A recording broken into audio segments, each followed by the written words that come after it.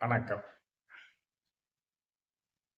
ஆணையப்பன் Thirumanthiram channel அன்பர்களுக்கு முன்னதாகவே இனிய புத்தாண்டு 2026 நல்வாழ்த்துக்களை கூறிக்கொண்டு, இந்த புத்தாண்டு 2026 12 ராசிகளுக்கும் எப்படி இருக்கும் என்று சற்று சிந்திக்கப் போகிறோம். முதற்கண் நம்மளுடைய சேனல் அன்பர்கள் அனைவருமே இந்த புத்தாண்டில் அகிலமதில் நோயின்மை, கல்வி, தனம், தானியம், அழகு, புகழ், பெருமை, இளமை, அறிவு, சந்தானம், வழி, துணிவு, வாழ்நாள் வெற்றி, ஆகுநல் ஊழ்நுகர்ச்சி, தொகை தரும் 16 பேரும் பெற்று நீடு வாழ்ந்து நிம்மதியாக இருக்க வேண்டும் என்று வாழ்த்துக்களை சொல்லி 12 ராசிகளுக்கும் இந்த புத்தாண்டு எப்படி இருக்கும் என்று பார்க்க போகிறோம். முதலாவது மேச ராசி. மேச ராசி இந்த புத்தாண்டில் எப்படி இருக்கும்? முதல் 5 மாதங்களில் திருமண முயற்சிகள் அனைத்தும் கைகூடிவிடும். நீங்க பெண் பார்த்து கொண்டிருத்தல், மாப்பிள்ளை பார்த்து கொண்டிருந்தல் ஆகிய முயற்சிகளில் ஈடுபட்டிருந்தால் அது மே மாசத்திற்குள் நடந்துவிடும். கவலை வேண்டாம். உற்றார் உறவினர் நண்பர்களால் நன்மை உண்டு. உற்றார் உறவினர்கள் நண்பர்களால் நன்மை உண்டு. உங்க சுற்றி இருக்கவங்க பூரா உங்களை அனுசரணையோடு நடந்து கொள்வார்கள். உங்களுடைய எண்ணங்கள் அனைத்துமே ஈடேறும். கடைசி 7 மாதங்களில், அதாவது ஜூன் மாசத்துக்கு பிறகு உங்களுடைய மனச்சுமைகள் எல்லாமே குறைந்துவிடும். மிகவும் நிம்மதியாக இருப்பீர்கள். உங்களுடைய தொழில் மேம்பாடு அடையும். அந்த ஜூன் மாசத்துக்கு பிறகு உங்களுடைய தொழில் என்ன செய்து கொண்டிருந்தாலும் அந்த தொழில் விருத்தியாகும்.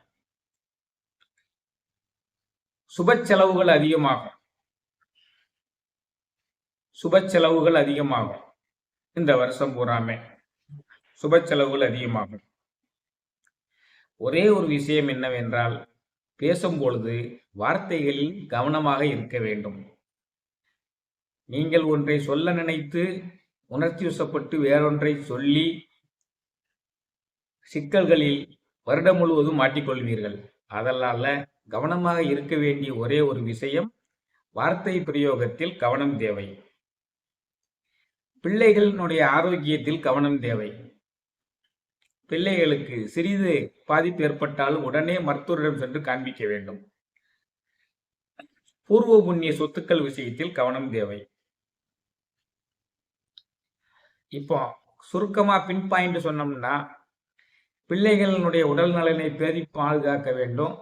சொத்துக்கள் சம்பந்தமாக அதிரடியான முடிவுகள் எதையும் எடுக்கக்கூடாது. இந்த வருடத்தில் அமைதியாக இருக்க வேண்டும். மற்றபடி உங்களுக்கு திருமண நிகழ்வுகள் கைகூடும். உங்களுடைய எண்ணங்கள் ஈடேறும். சுப செலவுகள் நடக்கும். அப்போ சந்தோஷமான வருஷம் தானே, சந்தோஷமா இருங்க. இதான் மேசராசிக்கு 2026 எப்படி இருக்கும் என்ற என்னுடைய சிந்தனையினுடைய வெளிப்பாடு. சரி, ரிஷபராசி எப்படி இருக்கும்? ரிஷபராசிக்கு வருடம் முழுவதும் லாபம் அதிகரிக்கும். நீங்க என்ன தொழில் செய்து கொண்டிருந்தாலும் வருடம் முழுவதும் லாபம் உண்டு. முதல் 5 மாதங்கள்ல தனவரவு மிக அதிகமாக இருக்கும். ஏற்கனவே லாபம் நல்லா வந்து கொண்டிருக்கிறது, தனவரவும் நன்றாக இருக்கிறது என்றால் முதல் 5 மாதங்கள் போடு என்று போடும் தொழில் செய்பவர்களுக்கு பூரா. ரிஷபராசிக்காரர்களும் பிள்ளைகள் விஷயத்தில் கவனமாக இருக்க வேண்டும். சிலர் பிள்ளைகளை படிப்பு நிமித்தம் வெளி ஊர்களுக்கு, வெளி மாநிலங்களுக்கு அனுப்பலாம். ரிஷபராசிக்காரங்க கொஞ்சம் பேர் படிக்கிறதுக்காக பிள்ளைகளை அனுப்புவீங்க. என்ன காரணமாக இருந்தாலும் பிள்ளைகளுடைய விஷயத்தில் மிகுந்த கவனமும் அக்கறையும் செலுத்த வேண்டும். உங்களுடைய தொழிலில் இடமாற்றம் வந்திருக்கும் ரிஷபராசிக்காரங்களுக்கு. வராவிட்டால் சமீபத்தில் வந்துவிடும். ஏன்னா இடம் மாறி இருந்தால் அந்த தொழில் மிகவும் சிறப்பாக இருக்கும் அப்படிங்கிறது தான் இந்த இது. திருமண நிகழ்வுகள் உங்க முயற்சிகள் பூராமே கைகூடும். திருமண நிகழ்வுகள் முயற்சிகள்லாம் கைகூடும். ஜூன் மாதத்திற்கு பிறகு உங்களுடைய எண்ணங்கள், நீங்க நினைச்ச முயற்சிகள் எல்லாமே பலிதமாகி விடுங்க. ஆக ரிஷபராசிக்கும் குறிப்பிட்டு சொல்ல வேண்டும் என்றால், லாபம் அதிகமா இருக்கு, தனவரவு அதிகமா இருக்கு, திருமண முயற்சிகள் கைகூடுது. ஒரே ஒரு விஷயம், பிள்ளைகள் விஷயத்திலையும் சொத்துக்கள் விஷயத்திலையும் கவனமாக இருக்க வேண்டும். பிள்ளைகள் விஷயத்தில் கவனமாக இருக்க வேண்டும். சிலர் 2 பிள்ளைகள் படிப்பு நிமிஷமாக, வேலை நிமித்தமாக வெளியூர் செல்லலாம். பரவாயில்லை, விட்டு விடுங்கள். உங்களுடனே இருக்கக்கூடிய பிள்ளைகள் உடல் நலம் வந்தால், உடல் நலத்தில் ஏதேனும் சிறு பாதிப்புகள் வந்தால் கூட உடனே மருத்துவரை அனுப்புங்கள். சொத்து சம்பந்தமாக எந்த முடிவுகளும் எடுக்க வேண்டாம். ஏனென்றால் எடுத்த முடிவுகள் எடுத்தால் தவறாக போய்விடும். நீங்கள் ஒரு முடிவு எடுத்து அது ஒரு இடத்துல கொண்டு போய் சேர்த்து விடும். இதான் ரிஷப ராசிக்கு 2026 எப்படி இருக்கும் அப்படிங்கிறது. அடுத்து மிதுன ராசிக்கு எப்படி இருக்கும்? மிதுன ராசிக்கு தொழில் மாற்றம் உண்டு. வருடம் முழுவதுமே செலவு அதிகமாக இருக்குங்க. செலவு அதிகமாகுதுன்னு கவலைப்படாதீங்க. செலவு அளிக்க வேண்டிய, செலவு செய்ய வேண்டிய வருஷம். அதனால நீங்க செலவாகுதே என்று கவலைப்படக்கூடாது. வருடம் முழுவதும் செலவு அதிகமாக இருக்கும். தொழில் சுமை அதிகரிக்கும். கூடுதலாக தொழில்கள் வரும். சிலருக்கு தொழில் மாற்றம் கூட இருக்கும். வீடு வாகனம் மாற்றம் சம்பந்தமான சிந்தனை மேலோங்கும். அது சம்பந்தமாகவும் செலவுகள் வரும். செலவுகள் வரும்னா எப்படியெல்லாம் வரும்னு பார்க்கணும் இல்லையா? அதான். கூட்டாளிகளிடம் கவனம் தேவை. கூட்டாளிகள் சொல்றதெல்லாம் நம்பக்கூடாது. கூட்டணி அமைக்கும் பொழுது அரசியல்வாதிகள் கவனமாக அமைக்க வேண்டும். அதான் கூட்டாளிகளிடம் கவனம் தேவை. கணவன் மனைவி உறவில் கவனம் தேவை. விட்டு கொடுத்து செல்ல வேண்டும். விட்டு கொடுத்தால் கெட்டு போவதில்லை. விட்டு கொடுப்போர் கெட்டு போவதில்லை. அதை உணர வேண்டும். திருமண நிகழ்வுகள், முயற்சிகள் எல்லாமே கைகூடிவிடும். அது சம்பந்தமான முயற்சிகள் அனைத்தையுமே செய்யலாம். தந்தையினுடைய உடல் நலத்தில் கவனம் தேவை. தந்தையினுடைய உடல் நலத்தில் கவனம் தேவை. சிலருக்கு ஆன்மீக சிந்தனையில் மாறுபட்ட கருத்துக்கள் தோன்றலாம். வேறு மதம் நன்றாக இருக்கிறதே என்ற எண்ணம் கூட தோன்றலாம். ஆனால் அந்த எண்ணம் தோன்றி மறைந்துவிடும். தந்தையினுடைய உடல் நலத்தில் கவனம் தேவை. குறிப்பாக மிதுன ராசிக்காரங்க கவனிக்க வேண்டியது என்னன்னா, செலவு அதிகமாக வருகிறதே என்று பயப்படக்கூடாது. செலவுக்கு ஏற்ற வரவு வரத்தான் செய்யும். செலவு அதிகமாகிறது என்று பயப்பட வேண்டாம். செலவுக்கு ஏற்ற தனவரவு உண்டு. செலவு எந்த மாதிரியெல்லாம் வரலாம்? வீடு வாகனம் சம்பந்தமான செலவுகளாக வரலாம். இதனால செலவு செய்யறதுக்குரிய எண்ணங்கள் உங்களுக்கு தூண்டப்பட்டு அந்த செலவுகள் நடக்கும். செலவாகுது என்று கவலைப்பட வேண்டாம். கூட்டாளிகள், நண்பர்கள் விஷயத்தில் கவனமாக இருக்க வேண்டும். குடும்ப வாழ்க்கையில விட்டு கொடுத்து செல்ல வேண்டும். அனுசரித்து செல்ல வேண்டும். இதான் மிதுன ராசி. கடகராசி. கடகராசிக்கு அந்த கடைசி 7 மாசங்கள், ஜூன் மாசத்துக்கு பிறகு நீங்க நினைச்சதெல்லாம் நடக்கும். உங்கள் புத்தி கூர்மையாக இருக்கும். கூடியிருக்கவங்க பூராமே உதவி செய்வாங்க. உங்க புத்தி கூர்மையா இருக்கும். கூடி செய்வங்க, கூட இருக்கிறவங்க பூராமே உதவி செய்வாங்க. குடும்பத்துல மிகவும் அந்யோன்யமான சப்போர்ட் கிடைக்கும். உங்களுடைய எண்ணங்கள் எல்லாம் ஈடேறும். நீங்க என்ன நினைக்கிறீங்களோ அது ஈடேறும் ஜூன் மாசத்துக்கு பிறகு. இளைய சகோதர சகோதரிகளுக்கு சிறு பாதிப்புகள் ஏற்படலாம், அல்லது அவர்களால் உங்களுக்கு மனச்சஞ்சலங்கள் ஏற்படலாம். முதல் 5 மாதங்கள் சுப செலவு அதிகமாக இருக்கும். திருமண முயற்சியில் ஈடுபடுபவர்களுக்கு கட்டாயம் திருமணம் முடிந்தே தீர்ந்துவிடும்.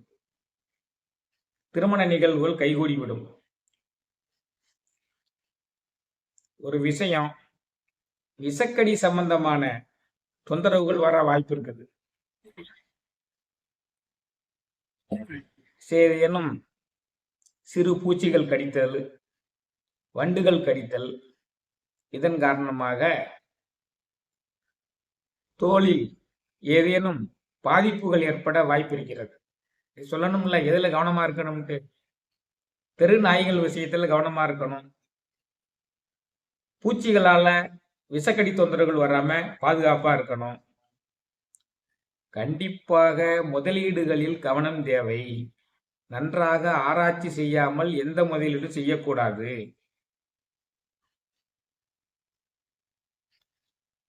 வார்த்தை பிரயோகத்தில் கவனம் தேவை. டங் சிலிப்பாய் ஏதாவது ஒன்றை பேசி சிக்கல்ல மாட்டிக்கிடுவீங்க இந்த வருஷம் முழுவதுமே. அதனால பேசுவதற்கு முன்னால சிந்தித்து செயல்பட வேண்டும். ஆக கடகராசிக்காரங்களுக்கு இந்த புத்தாண்டு எப்படி இருக்கும் என்றால், முயற்சிகள் எல்லாம் கைகூடுகின்றன, சுப செலவுகள் நடக்கின்றன, எண்ணங்கள் ஈடேறுகின்றன. கவனமாக இருக்க வேண்டியது விஷக்கடி விஷயத்திலும் வார்த்தை பிரயோகத்திலும் மட்டும்தான் கவனமாக இருக்க வேண்டும் அன்பர்களே. மற்றபடி உங்களுக்கு எல்லா விதமான சுப செலவுகளும் நடந்து திருமண முயற்சிகள் அனைத்துமே கைகூடி உங்களுடைய எண்ணங்கள் ஈடேறி இந்த புத்தாண்டு மிகவும் நன்றாக இருக்கிறது என்று சொன்னால் மிக இல்லை. சிம்ம ராசிக்காரங்க கவனமா இருக்க வேண்டிய ஒரு ராசி என்றால் என்னை பொறுத்தவரை சிம்ம ராசி தான். உடன் இருப்பவர்களால தொழிலில் பிரச்சனைகள் ஏற்படலாம். உடன் இருப்பவர்களால தொழிலில் தொந்தரவுகள் ஏற்படலாம். உங்களுடன் உறவாக இருப்பவர்கள் உங்களை விட்டு செல்லலாம். அரசியல்வாதிகளுக்கு சொல்ல வேண்டும் என்றால் கூட்டணிகள் மாறும். மனச்சஞ்சலம் அதிகமாக இருக்கும். அதற்குரிய காலகட்டமாக இருக்கிறது. வார்த்தைகளில் தடுமாற்றங்கள் இருக்கும். கவனமாக பேச வேண்டும். தனவரவு சுமாராகத்தான் இருக்கும். என்னை பொறுத்த அளவுல 2026 முழுவதுமே கவனமாக இருக்க வேண்டிய ஒரு ராசி சிம்ம ராசி. சுப செலவுகள் அதிகமாகத்தான் இருக்கும். அதனால பிள்ளைகளுக்கு நன்றாக செலவழிக்கலாம். பிள்ளைகளுக்கான அனைத்து செலவுகளையும் செலவழிக்கலாம்.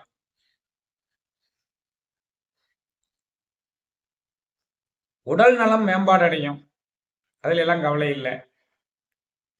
மனப்படபடப்பு இருக்கக்கூடிய ஒரு காலகட்டமாக இருக்கிறது. ஏன்னா கிரகங்கள் அப்படி அமர்ந்திருக்கின்றன. ஆக சிம்ம ராசியை பொறுத்த அளவுல வேலை பார்க்கும் இடங்களில் உடன் இருப்பவர்களால் தொந்தரவுகள் வரலாம் என்று தோன்றுகிறது. மனம் படபடப்புடன் இருப்பதற்குரிய காலமாக இருக்கிறது. மனச்சஞ்சலத்துடன் இருப்பதற்குரிய காலமாக இருக்கிறது. சுப செலவுகள் நிறைய நடைபெறக்கூடிய காலமாக இருக்கிறது. சுப செலவுகள் அனைத்தும் செய்து சந்தோஷமாக இருக்க வேண்டியதுதான். மற்றபடி உற்றார் உறவினர்கள் கூட்டாளிகள் விஷயத்தில் கவனமாக இருக்க வேண்டும். குடும்ப உறவில் கவனம் தேவை. மிகவும் விட்டு கொடுத்து அனுசரித்து செல்ல வேண்டும். அடுத்து கன்னிராசிக்காரர்களுக்கு இந்த புத்தாண்டு 2026 எப்படி இருக்கும்? கணவன் மனைவி உறவு மேம்பாடு அடையும். நீங்கள் இதுவரைக்கும் இருந்த குடும்ப உறவில் ஒரு மேம்பட்ட நிலை தென்படுகிறது. அந்யோன்யம் கூடும். அன்பு கூடும். அன்பை காட்டாமல் இருந்தவர்கள் கூட காட்டுவதற்கு முயற்சி செய்வார்கள். உற்றார் உறவினர் நண்பர்களால் நலம் வரும். உற்றார் உறவினர்கள் நண்பர்கள் அனைவருமே சப்போர்ட் செய்வாங்க. லாபம் அதிகரிக்க போகிறது. முயற்சிகள் கைகூட போகிறது. பிள்ளைகள் நலம் பெறுவார்கள், வளம் பெறுவார்கள். பிள்ளைகளுக்கு பதவி உயர்வெல்லாம் வரும். நலம் பெறுவாங்க, வளம் பெறுவாங்க. உடல் நலனில் கவனம் தேவை. உடல் நலனில் அக்கறை இல்லாமல் இருக்கக்கூடிய ஒரு மனப்பான்மை தோன்றும். அதை நீங்கள் மாற்றிக்கொள்ள வேண்டும். அதற்காக தான் இந்த இதுகளை சொல்றோம். உடல் நலனில் கவனம் தேவை. தூக்கம் வராம கஷ்டப்பட்டு கொண்டிருப்பீங்க. அதுக்குரிய கிரக சூழல் இப்ப இருக்குது. அதனால மனதை ஒருமுகப்படுத்தக்கூடிய தியானம் போன்ற நிகழ்ச்சிகளை நீங்கள் செய்யலாம். வேற ஒண்ணும் இல்லை. கண்ணை மூடிக்கொண்டு உங்களுக்கு பிடித்த தெய்வத்தை நினைத்துக் கொண்டு உங்கள் மூச்சு காற்றையே ஃபாலோ பண்ணிக்கொண்டு இருக்க வேண்டும். முடிந்தால் உங்களுக்கு பிடித்த ஏதேனும் ஒரு மந்திரத்தை சொல்லலாம். சிவய நம எனம சிவ மசிவயன வய நமசி நமசிவய ஓம் சிவய நம என்று மட்டும் சொல்லலாம். நமசிவய என்று மட்டும் சொல்லலாம். ஓம் ராம ராம ராம ராம என்று சொல்லி கூட சொல்லலாம். ஓம் சரவணபவ என்று சொல்லலாம். ஓம் சக்தி என்று சொல்லலாம். ஏதேனும் ஒரு தெய்வத்தினுடைய மந்திரத்தை சொல்லிக்கொண்டு அதையே நினைத்து கொண்டு உங்கள் மூச்சை கவனித்துக் கொண்டு தூங்க ஆரம்பித்தீர்களே என்றால் உங்களுக்கு தூக்கம் நன்றாக வரும். ஏனென்றால் கிரகங்களினுடைய அடிப்படையில் தூக்கத்திற்கு இடையூறு தென்படுகிறது. அதற்காக சொல்கிறேன். எதிரிகளினுடைய தொல்லைகள் அனைத்துமே இந்த வருஷம் முழுவதுமே குறைந்துவிடும். ஆக கன்னிராசிக்காரர்களுக்கு இந்த வருடம் முழுவதுமே சிறப்பாக இருக்கிறது. எதிரிகள் தொல்லை குறைந்தாலே மகிழ்ச்சி தானே. இந்த வருஷம் முழுவதுமே எதிரிகள் தொல்லை குறையும். குடும்ப உறவில் மேம்பாடு தென்படுகிறது. நண்பர்கள் உற்றார் உறவினர்களுடைய ஆதரவு அதிகமாக இருக்கும். பிள்ளைகளினுடைய வளர்ச்சி அபரிமிதமாக இருக்கும். பிள்ளைகளுக்கு இன்பம் உண்டாகும். பிள்ளைகள் வளமும் நலமும் பெறுவார்கள். இது கன்னிராசிக்குரிய இந்த புத்தாண்டு எப்படியும் இருக்கும் என்பதற்குரிய பலன். அடுத்து துலாம் ராசிக்கு 2026 எப்படி இருக்கும்? துலாம் ராசிக்காரங்களுடைய எதிரிகள் பலம் குன்றி போய்விடுவார்கள். உங்களுடைய எதிரிகள் பலம் குறைந்து போனாலே உங்களுக்கு வெற்றி தானே. அதான் முதலில் சொல்ல வேண்டிய வார்த்தை. உங்களுடைய எதிரிகள் 2026 பலம் குன்றி போவார்கள். நீங்கள் நலம் பெறுவீர்கள். ஆனால் எதையுமே நீங்கள் சிந்தித்து முடிவெடுக்க வேண்டிய ஒரு கால சூழ்நிலை நிலவுகிறது. பதட்டத்தில் அவசரத்தில் எடுக்கக்கூடிய முடிவுகள் தவறாக போய்விடும். அதுக்குரிய கிரக சூழல் இருக்கிறது. எந்த முடிவையும் ஆறாமற யோசித்து உங்களுக்கு பிடித்தமானவர்களுடனோ வாழ்க்கை துணையுடனோ தாய் தந்தையர்களுடனோ கலந்தாலோசித்து அவர்கள் சொல்லக்கூடிய நிறை குறைகளை ஆராய்ந்து முடிவெடுக்க வேண்டும். தொழில் மேம்பாடு அடையும். சிலருக்கு தொழிலில் பதவி உயர்வுகள் வரலாம். தொழிலில் பதவி உயர்வுகள் வரலாம். தொழிலில் உங்களுடைய நிலை உயரும். சம்பளங்கள் கூடலாம். உடல் நலனில் கவனம் தேவை.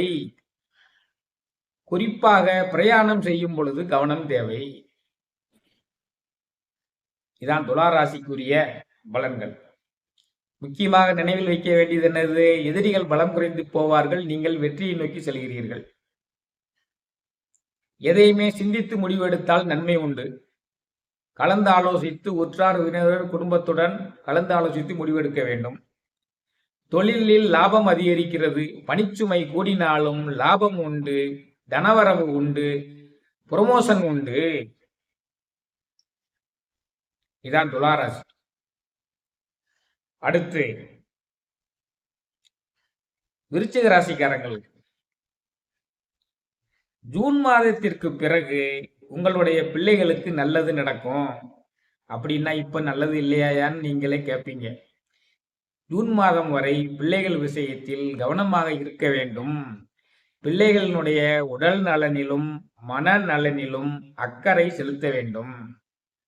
பிள்ளைகளுக்கு சிறிதாக ஏதேனும் பாதிப்புகள் ஏற்பட்டாலும் உடனே மருத்துவரிடம் சென்று காண்பிக்க வேண்டும். ஜூன் மாதம் வரை பூர்வ புண்ணிய சொத்துக்கள் விஷயமாக எந்த முடிவுகளும் எடுக்கக்கூடாது. புரிகிறதா? ஜூன் மாதம் வரை பிள்ளைகள் விஷயத்தில் கவனமாக இருக்க வேண்டும். அவர்களுடைய உடல் நலனிலும் மனநலனிலும் கவனம் தேவை. சொத்துக்கள் விஷயத்தில் எந்த முடிவும் எடுக்கக்கூடாது. ஜூன் மாதத்திற்கு பிறகு எடுக்கக்கூடிய முடிவுகள் நன்றாக இருக்கும். வீடு, வாகனம், தொழில் மாற்றங்களை பற்றிய சிந்தனை மேலோங்கும். சிலருக்கு அவை சித்திக்கும்.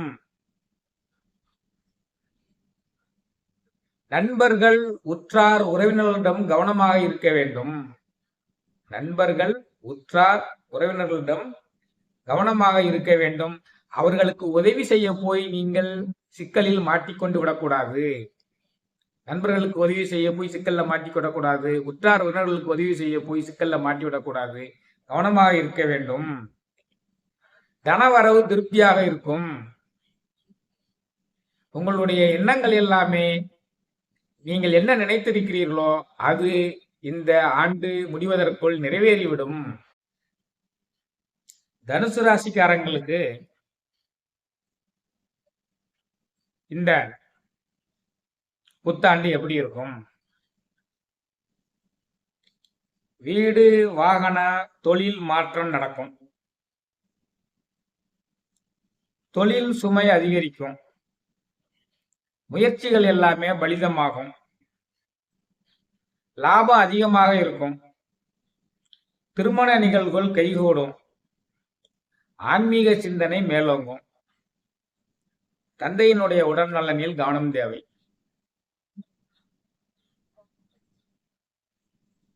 வீடு, வாகன, தொழில் மாற்றம் என்றால் அதை ஏற்றுக்கொள்ள வேண்டியதுதான். ஏற்கனவே சில பேருக்கு அதெல்லாம் நடந்திருக்கும். நடக்காதவங்களுக்கு இனிமேல் நடக்கும். தொழில் சுமை அதிகரிக்கும். கூடுதல் பொறுப்புகளை சுமக்க வேண்டிய சூழ்நிலைகள் வரலாம். முயற்சிகள் பூராமே பலிதமாகும். முதல் 5 மாசத்திலேயே முயற்சிகள் பூராமே பலிதமாயிரும். லாபங்கள் அதிகமாக தென்படுகிறது. அதனால நீங்க என்ன செஞ்சுட்டு இருக்கீங்களோ உங்க தொழில லாபம் அதிகமாக இருக்கும்.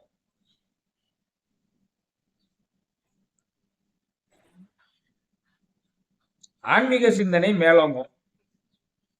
இதான் தனுசு ராசியை பொறுத்த அளவுல இந்த புத்தாண்டிற்குரிய பலன்கள். அடுத்து மகர ராசி எப்படி இருக்கும்?